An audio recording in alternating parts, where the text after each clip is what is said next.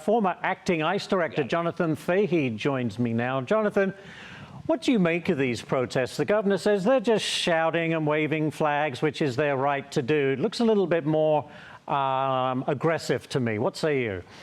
Looks quite different from them. And we saw just, I think it was just a little over a week ago, quote unquote, protesters were boxing in ICE agents with their cars, putting them in danger. So these are not just protesters waving flags, you know, having their voice heard. And what makes it even worse is J.B. Pritzker continually maligns ICE agents. He's actually part of the obstruction. He said you have to go through him if you want to arrest his people, meaning illegal aliens. And then you have Brandon Johnson, who even took it a step further in obstructing the Trump administration by having ICE-free zones, certain areas of the city where he says ICE isn't allowed to enforce federal law, which is remarkable on multiple fronts. But going back to your question, J.D. Pritzker knows exactly what he's doing. This is for his presidential ambitions, so he has to defy Trump and promote open borders, and it's shameful because he's putting law enforcement in danger and the public in danger to do so. Absolutely. You know, according to Vice President J.D. Vance, President Trump is apparently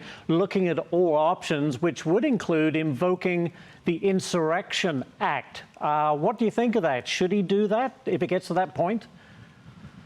It seems like if it gets worse, it's certainly something they should look into. And remember with the Insurrection Act, a couple things. It's the president makes the determination alone if the obstruction makes enforcing federal law impractical. And again, when you have actions, what Pritzker's doing, what Johnson's doing, they certainly are doing everything they can to prevent federal law from being enforced. So it's certainly an option he should consider. And the other thing about it, it allows not just National Guard, but regular forces to be used and also law enforcement activities to be engaged in. So it is something that I think they're going to keep on the table. Absolutely. I got another one for you, Jonathan. Former CNN host Don Lemon asks a legal Mexican immigrant what she thinks about illegal immigration, and it doesn't seem to be the answer he was expecting. Listen to this. A lot of them have signs that said, no human is illegal. But once you enter the wrong way, doing it the proper way, you're breaking the law.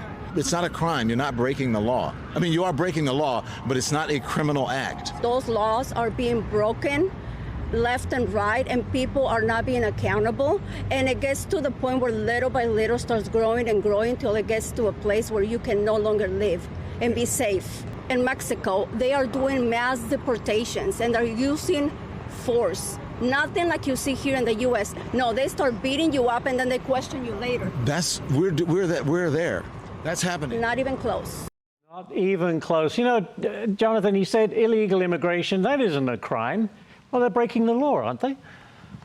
Yeah, Title 8 U.S.C. 1325, illegal entry is a criminal violation. 1326, re-entry is a felony. So Don Lemon, the fact that he doesn't know this speaks to him, but this is a liberal talking point that's false, and it's always been false. Yes, it's a crime. It should be enforced. And it's interesting, legal immigrants are the ones that really suffer the most because of illegal immigration and also are bothered by it the most because they did things the right way, and they see others flaunting the law, and people like Don Lemon.